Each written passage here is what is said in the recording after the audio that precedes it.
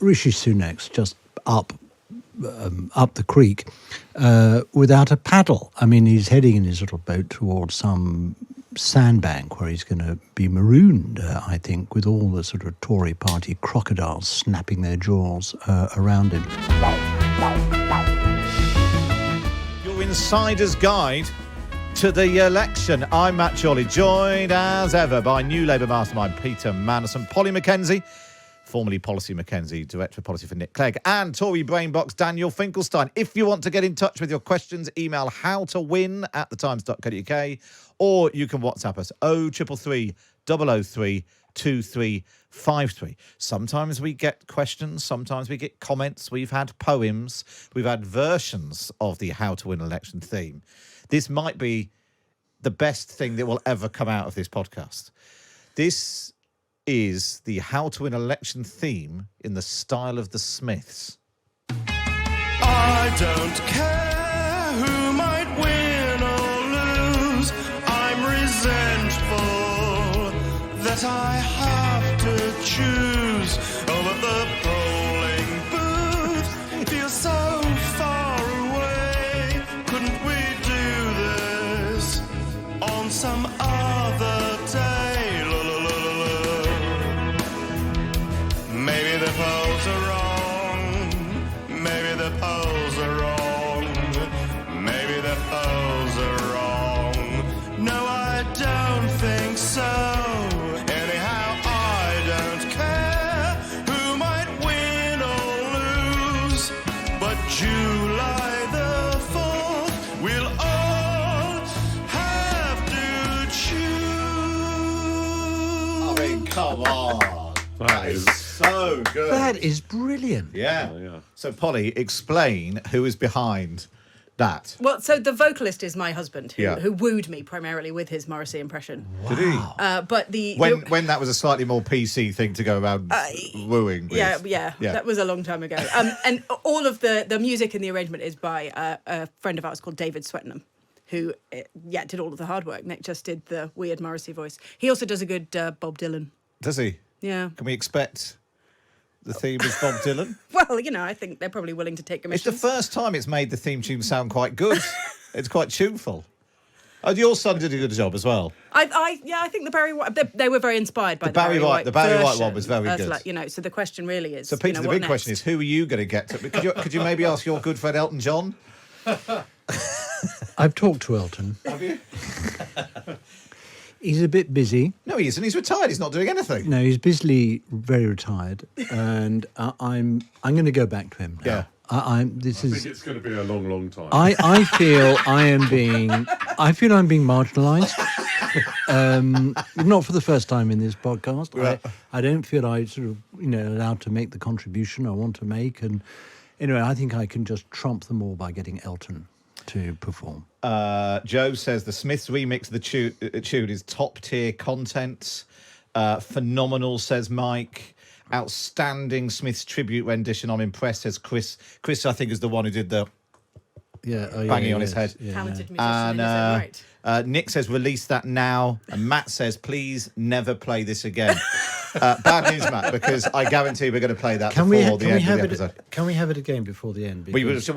I love it. We'll tease it ahead. Should we not begin to create a Spotify list Playlist. of these, of these versions? There might be a certain amount of... Oh, no, because we own the copyright, don't we? We own the copyright. So it's one of the few things we do on this programme which would not breach copyright. So that's fine. Very good. Well, stay tuned. If you think you can do better than the Smiths singing the How to Win election theme, which I doubt, you can email us howtowin@thetimes.co.uk. howtowin@thetimes.co.uk. If you want we can send you, we have in fact got the sheet music, so we can send you all the notes. howtowin@thetimes.co.uk. I'd like to sing it. Would you? Yeah, I'm a good singer. I once sang when I was at primary school in the bleak midwinter, solo for Decca recording. And, I don't quite know why everything else didn't quite take off, but I could make a comeback. We need a sort of choral arrangement with an organ, really, for you. Yeah, I honestly... Transpose it up an octave. Very large organ.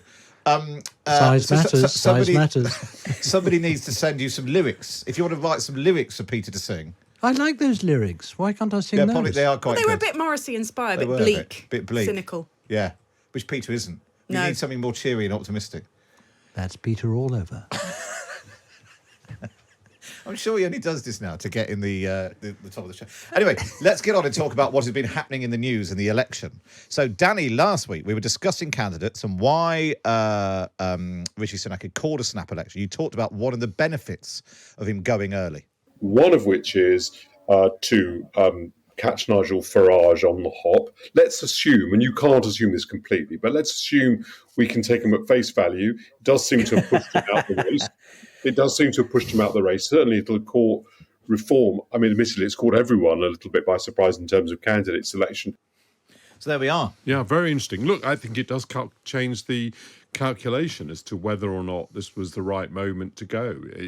Definitely the biggest single potential advantage was that it would prevent reform from coming into the race in quite this way. And as it hasn't, that I basically think it's then a wash between the different options, whereas previously I thought this was actually the right, a better moment to go, whereas now I think it pretty much would have been the same at any point.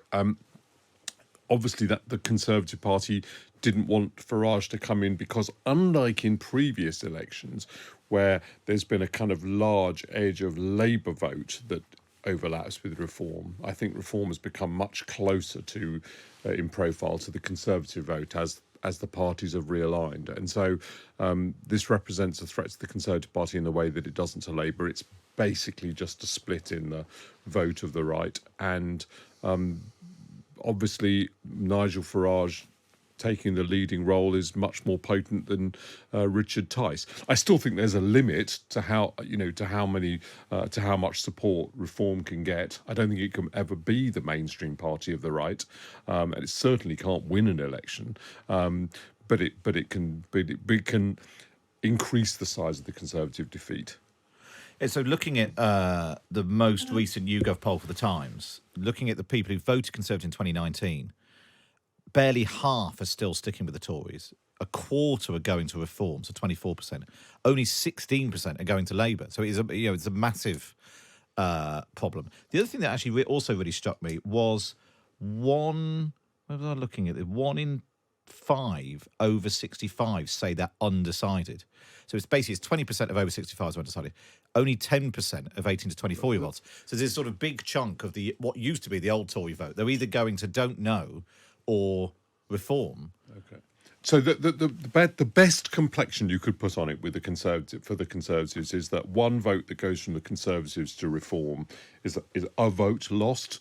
A vote that goes from the Conservatives to Labour is effectively 2 votes lost. And so it may be that some of the votes from people who definitely weren't going to vote Conservative, those people will now vote Reform. That's a little bit less harmful than voting Labour. But I think that you'd have to be a massive optimist to regard that as anything more than, merely an offsetting benefit of what is a bad development. A very thin silver lining, I would say. I mean, as Danny says, look, Rishi Sunak's just up the creek without a paddle. I mean, he's heading in his little boat towards some sandbank where he's going to be marooned, I think, with all the sort of Tory party crocodiles snapping their jaws around him. I mean, it sounds completely wild, but I think that they could... I think a number of Conservatives now will just think about replacing him in the time they have left before the end of the election. I think if he stood down in favour of Penny Mordaunt, a complete relaunch, it sounds completely implausible, but I can't really see what the alternative is. I mean, look, what this means is that it's going to produce a huge lift for Reform UK. Potentially, a likely calamity for the Conservatives. Farage and Reform UK offer an alternative protest vote to the Lib Dems and the Greens, and it's net good news for Labour for all the reasons I've stated above. Now, it's not without some risk for Labour, let me say, because Farage has an ability to sort of upend, capsize, disrupt a campaign. and he could skew the debate, of the election towards his agenda and his issues. It could siphon off some of the oxygen of the campaign away from Labour's campaign. But what this means is that Labour's got to remain absolutely disciplined, keep its nerve, focused on the country, focused on its target voters, people who feel they have nothing or people who feel they have something but want more. That's where Labour's got to maintain its focus from here on in. On the day that Rishi Sunak called the election, I said there was a non-negligible chance that the Conservatives would implode, like the famous implosion of the Conservative Party in 1993 in Canada, where they went down to, I think, 2 seats. And it does feel like the chances of that have gone up. I was at a party last night where people were singing "It's beginning to look a lot like 1993," which is a very obscure. It's still not as weird as that party Danny went to, where you were playing the Clause 4 game on Cecil Parkinson's bed or whatever it was. I think nobody's ever been to a party that weird. But it's not just because some people will vote reform. It's also the response we've already had to the news from the Conservative Party and the risk that they basically just sort of go mad, panic from here. We've seen them talking about what they really need to do is double down on scrapping the ECHR. I think Peter's probably trolling them a bit, but I'm sure some people are thinking, trying to wind them up. Oh, I see. And get them to do something mad, like replace the leader in the middle of the election campaign. Why would that be mad? It would be Because the perfect ending to this particular period of British politics. They've got a month to go. They can relaunch. Because the thesis that the Conservative Party is in this position because of Rishi Sunak is fundamentally wrong. It's what I've been driving at almost since the beginning of our programme. These are about very fundamental views of how the Conservative Party is governed over a long period of time that are not just reflections on what he clearly failed to do. And we all agreed this, which is he clearly failed to draw a line between his own premiership and the past. He's therefore co-opted the period before he became Prime Minister into his period. He's then not been able to get beyond that. I don't think it would just simply add to that sense of chaos to do anything, which I think is completely ridiculous. They won't do this at all. And by the way, what this does mean, and I do worry about this, I don't mean this in a at all a partisan way. I mean this in terms of our reflections and the way that this election is conducted. We are about to elect a government, a Labour government, with a huge majority. I've thought that for quite a while. It becoming more clear now. The real correct response to Farage going in, of course there's always fun about Sunak and everything, and is to say, right, what is this government we are thinking of electing? Who are these people and what do they stand for, and can they tell us more about what they are about to do, and can we inquire more into this? I don't mean this, by the way, I don't think it's going to change anybody's vote doing this, but I do think it will increase the sum of understanding, and that's what our real response should be. But I know that the sport will be, let's just keep going after Rishi Sunak. Just to come back to Nigel Farage, I mean, partly because he does have that gravitational pull that everybody wants to talk to him about it. But I thought one of the most interesting things he said was, this is the immigration election. And he is trying to define it as the immigration election. The Conservatives, I think, are trying to define it as somewhere between a sort of cost of living and a security election. And so much of a political campaign is about defining the question that is in your voters' minds when they go into the polling booth. And that's what the madness that we're seeing from the Conservatives it could do to them, is that instead of thinking, how do we get the conversation back to the areas on which we are strongest, which do include, the sort of slight uptick in the economy, do include some of those defence and security considerations. Instead of that, what they're trying to do is just pivot right back to Farage's agenda. And if they do that, the problem is that people who are sort of swing voters will go into that polling booth thinking about small boats and thinking about immigration and thinking about human rights.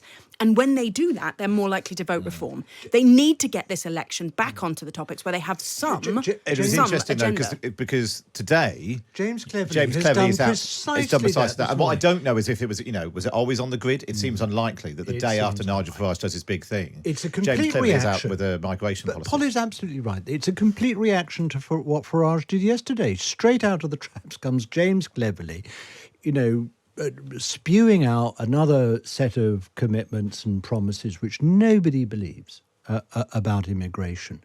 I mean, I think you're right. He will want to turn it into an immigration election, and in that sense, Starmer is either a lucky general or he's got pretty skillful campaign and communication staff who had him make his read my lips commitment on net migration in the Sun on Sunday. That was very prescient indeed. But of course, what Labour wants to do is talk about not just immigration, important subject as that is, by the way. He wants to talk about the future of Britain. And that goes to Danny's point. The Labour Party, if it's privileged enough to be elected and serve this country, has got to offer a programme, a set of missions which will really make a change, bring the changes in this country in order to regroup the electorate around something which is credible, plausible and practical and achievable. Correct. But it is about to win an election, right? I think we all know that. So the question then is it offering those things? And that ought to be where our intellectual and journalistic focus is now.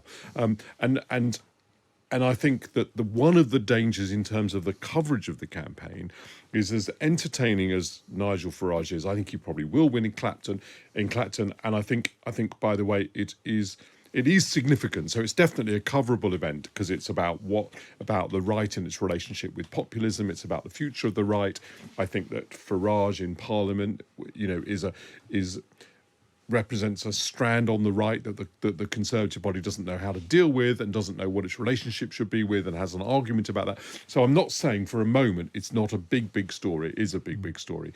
But it should also make us redouble our efforts. So on the issue of immigration, for example, to interrogate what Labour's view of it is. I just recall when Ed Miliband was running for Prime Minister and they had those mugs with less immigration on it. And I had I bought them for several Labour friends as a joke because they were so angry about the fact the Labour Party was calling for less immigration. That is definitely a tension inside the Labour Party, which is as important, considering they're going to win a huge majority, as the issue of Farage. Well, we'll try and interrogate more on what Labour might do. We'll do that in just a moment. We'll do that next. Just to let you know, in Clacton, Nigel Farage is standing. The other candidates currently standing there: Giles Watling for the Conservatives, Jovan Owusu Nepal for Labour, Matthew Ben-Sillam for the Lib Dems, and Natasha Osborne for the Green Party.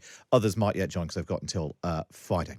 Right, up next then, we will interrogate what will Labour do next. We'll talk about TV debates as well. And, I was going to ask you what you thought might happen if there's a wobble in the Tory party, but Peter seems to think replacing Rishi Sunak as the answer.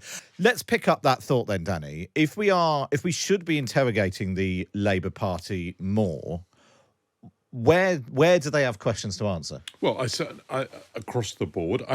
This is not a suggestion that they can't answer them, but I just think we ought to be discussing more what they're proposing to do, because we've got so used to a settlement in which the often baroque and ludicrous rows of the right are the centre of the political stage. We're not realising that we're a few days away from a situation where it's much more interesting to know what the relationship is between Sharon Graham and Angela Rayner, because we're so Sharon used Graham to being the head of yes, Unite. exactly, yeah. And you have to make that point.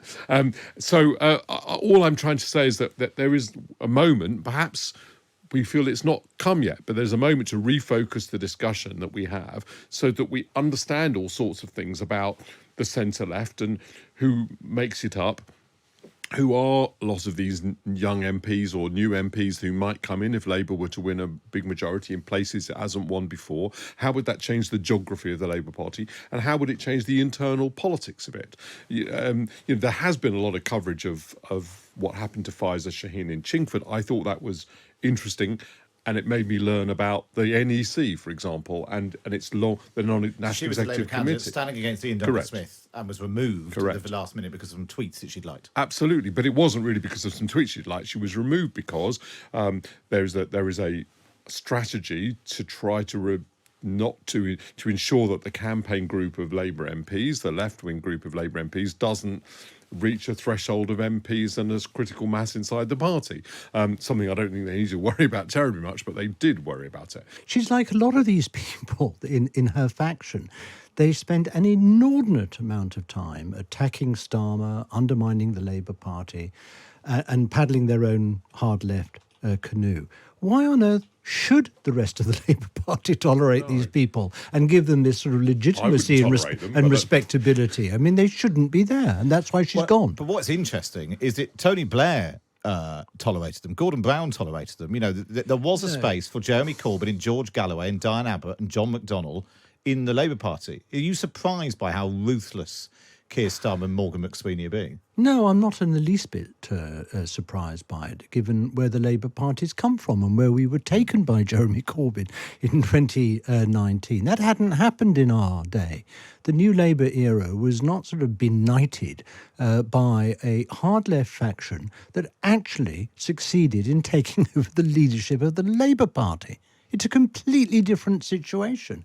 And, you know, I have a lot of sympathy for what Danny has said about shifting the agenda. But I hope his views are going to be heard, if you don't mind me saying so on Times Radio, I hope his views are going to be heard by some of the editors and producers and the presenters on the BBC. And I'll tell you why. Last week, you had Rachel Reeves making a really keynote speech about economic growth. You had Darren Jones, the Shadow Chief Secretary, following up with really important statements about spending. You had Wes Streeting talking about reforming and revitalising the National Health Service. And then finally last week you had Yvette Cooper talking about Labour's policies on crime. What could the Today programme and its presenters ask day in, day out? You know, 5, 10 minutes, Diane Abbott. The problem is that they are interested in the snakes and ladders of politics rather than the content and the substance of politics. So, Danny, yes, I agree with you, but let's not just shift from the sort of exotic goings-on inside the Conservative Party and simply shift the attention to the exotic goings-on on the hard left of the Labour Party. Let's get to something rather more substantial that the voters are interested in. And by the way, it's very interesting, given all this last week, that it didn't make one jot of difference to the Labour Party's polling numbers, by the way, all this stuff going on about Diane Abbott. And I tell you why, they're not interested in all this stuff. What they want to know is how their lives are going to be changed and improved as a result of this election. But when you do ask those questions to the Labour Party, if you ask, as I did yesterday, the Labour Party, when they're going to meet their 2.5% target for defence, they say we don't know. Yeah, because it's an impossible question. I'm sorry, Matt. That is a ridiculous question, if you don't mind. You asked Bridget Phillipson, what's she going to do with the national curriculum? She says we don't know. We'll do a review.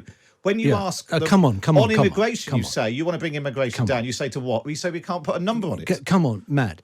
How you're going to do these things is frankly more important than a completely notional figure of a date plucked out of the ether. What if you don't mind? If you don't mind me suggesting how you conduct your interviews, Matt, which are otherwise perfect, why don't you ask them how their policies are going to work? I did. No, you didn't. All you want to do is to snatch for a top line headline number because it's an easy way of interviewing people. It's an easy question. I'm sorry, but you've got to do some of the harder, bigger digging into these policies, not simply reach out for headline target objectives. It might be better if some of the front pages could explain their policies better in that case. Polly, on the question if of they immigration, were given a chance to do so, yes.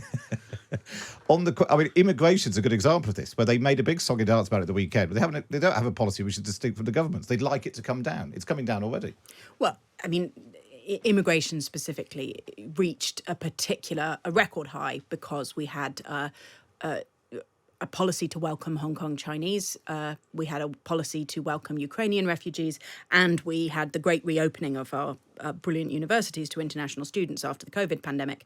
And those students haven't left yet, but the numbers are coming down because that's the thing with students is they tend to go home at the end of their degree. And those waves of refugees, or kind of not technically refugees, have reduced substantially. But I don't know. I don't I love it when people talk in depth about policy, right? Like those are conversations that I want to be part You are of. That Policy I want to Mackenzie. be exactly. So, but I sort of balk at Peter's sort of sense that it's all a giant conspiracy to only talk about frivolous stuff. There are questions about how we report on politics in this country. It is dominated by political and lobby correspondents and political editors, which means that the health correspondent rarely is in fact leveraging their expertise to be able to talk to the health secretary or the shadow health secretary, and the same across the piece, actually. And I think that is a structural problem, but it's also a sensible tactic by politicians to be kind of obfuscatory in the way that you're describing, Matt, because so much is exploded and taken out of context and turned into attacks. And so I have a lot of sympathy for this idea that Action Election Campaign is trying not to commit to anything and carrying a Ming vase across a floor, because I feel both our media but also the public aren't necessarily willing to engage in the true levels of complexity that are involved in what on earth might you do about the NHS? It's ludicrous for us to be talking, a government policy that's talking about 40,000 additional appointments a week.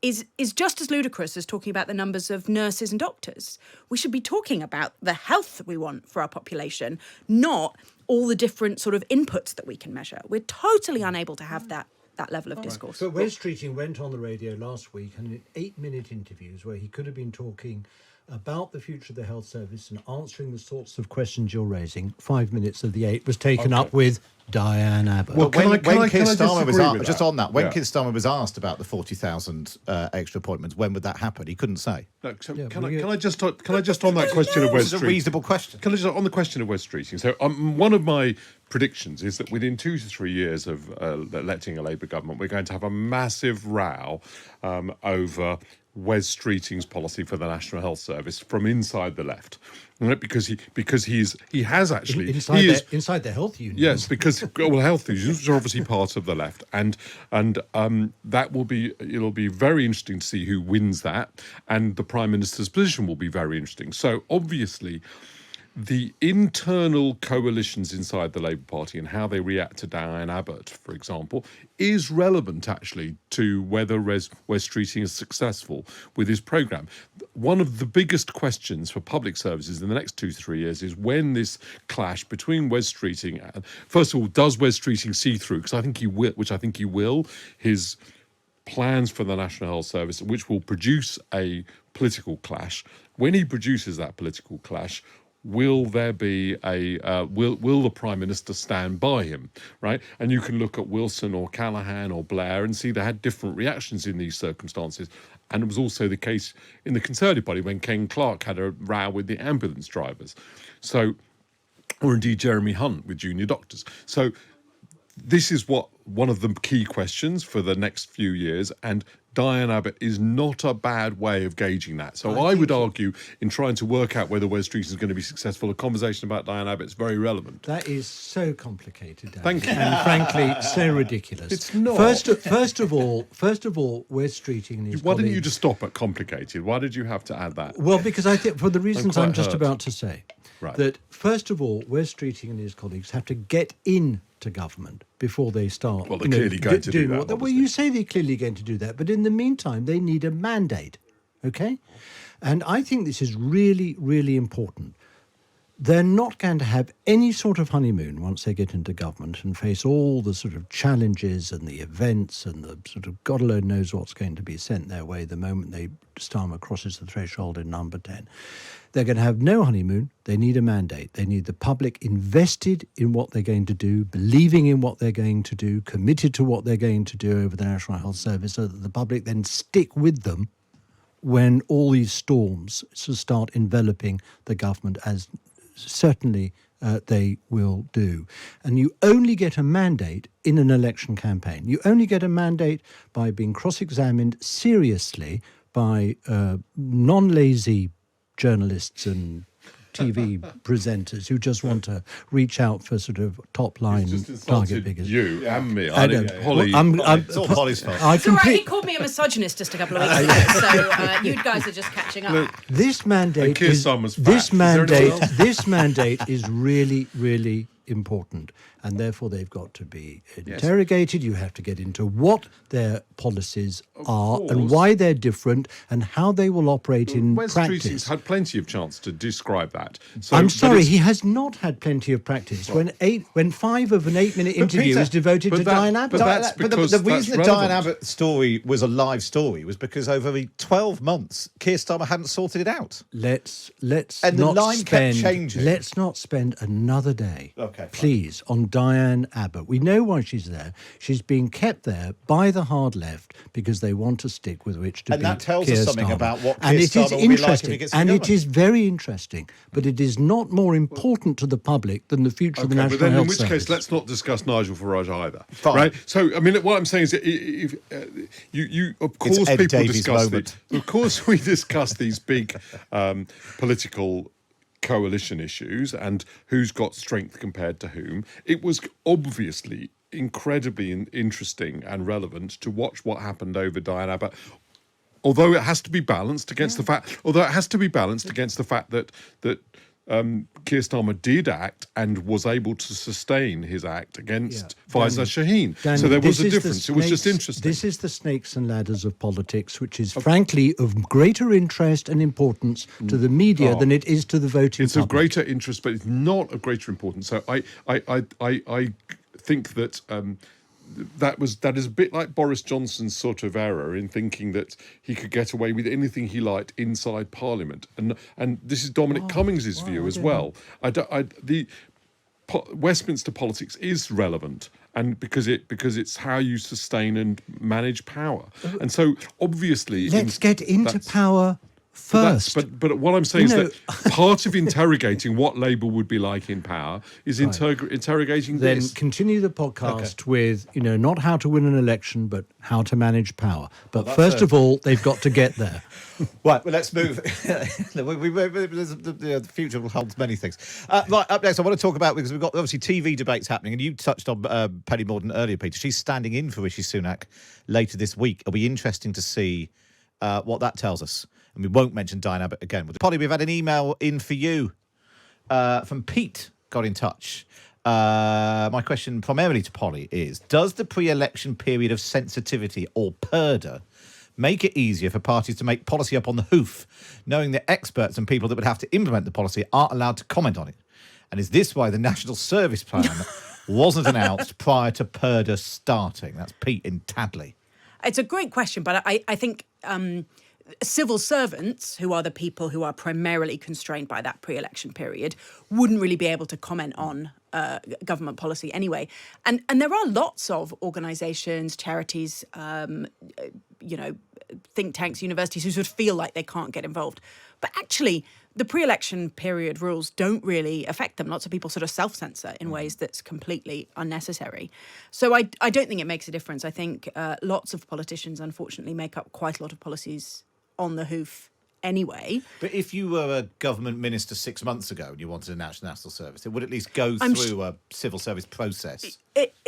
It will, but it will have gone through a civil service process. They will have, and it was interesting, in the run-up to the 2015 election, we had to have special permission for Liberal Democrat ministers also to be able to commission work by civil servants in the run-up to their manifesto, because normally a government would just get the support of its civil servants thinking about, future policy ideas, and it would be completely normal. So I'm afraid to say, there will be civil servants who worked in detail on the national service policy. And again, it's not nonsense. It was just, badly described, badly configured, and badly funded. But, other than that, great idea.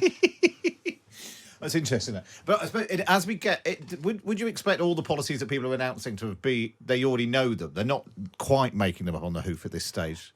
They probably know most of them. I think usually the worst policies are the ones that are absolutely made up at the last minute. I remember the first election I was involved in, 2005. David there'd been a lot of controversy over council tax revaluation. It was going to push up people's council tax bills, particularly in the southeast, and the Conservatives were really making hay with that. And so David Miliband announced, totally out of the blue, in the middle of the election campaign, that they would ditch it. And not do that revaluation. Catastrophe for public policy making, but never mind. And remember, in the 2017 general election, Theresa May did a sort of about turn on her social care policies in the middle of the election. That's usually the absolute last resort. It's not the best. It's not best practice. Usually somebody's written a 5-page briefing. Peter, I should point out, you were talking about replacing Rishi Sunak with Penny Mordaunt earlier on. Well, she is standing in for Rishi Sunak in the 7-way ITV debate on Friday night. No sooner have I said it than it's happening. It's happening. That's not quite how time works, but yeah. Deputy Labour leader Angela Rayner's in for Keir Starmer. Is that good news? That's very good news. She'll be very effective. She'll wipe the floor with them. Very good. Ed Davies also not attending and is sending his deputy Daisy Cooper. Well, that's because there's no water features, That's true. or animals for him to stroke. I'm doing it in the shower or not at all, he said. It will be very interesting to see how she performs because one of the parts of this new dispensation will certainly be a substantial Liberal Democrat group in Commons. It won't be directly relevant because Labour will have a majority, so it won't hold the balance, but she'll probably be its leader, I would think, quite likely. I should, it's a BBC debate, because I know you're putting this in the diary. It's on the BBC at 7:30 on Friday night. There's an ITV debate tonight, Keir Starmer and Rishi Sunak. Is there anything Rishi Sunak could do to shift the dial during the debate tonight, apart from resign, Peter? Look, he's got to sound, look, and be believable as a prime minister, not as a partisan street fighter trying to snap Keir Starmer's ankles off, which is what his campaign at the moment consists of when he's not throwing red meat at the Reform UK's potential voters, which has ended up just feeding Nigel Farage. I think that given that the Tory campaign is essentially, we're awful, but Labour will be even worse, it doesn't augur very well for the debate. But if I were advising Sunak, I would advise him to be prime ministerial, and I would advise Keir Starmer just focus on the country, the future of the country. That's his. Those aspects, by the way, which is let's try to get the voters, the potential reform voters, and let's say we may not be perfect, but the other guys are worse. Are basically the aspects of Labour's successful strategy too, and I think they're sensible. So it's good advice to both parties. I think he needs to not be petulant. I think it's the worst thing that politicians can do. And I can understand after years in government whether, that you just get bored with people not appreciating you for the good things that you have done. And, even this government has done a number of good, important things and they work hard. But exuding that petulance or resentment is literally the worst thing you can do. And I think too many of Rishi Sunak's appearances have had that kind of tone to them. You've got to find a way to be graceful and prime ministerial. Yeah. You're asking for the great privilege of serving the country as prime minister. You just got to stop being pissy about it. Well, we'll see how that all plays out. We will be back on Friday morning. We're going to do an extra episode on Friday morning. If you've got questions for the panel, you can email howtowin@thetimes.co.uk, especially if you also want to send us your own theme music. That was How to Win an Election with me, Matt Chorley, Peter Mandelson, Polly Mackenzie and Daniel Finkelstein. Let's play it out again. I don't care who might win or lose. How to Win an Election, wherever you get your podcasts from.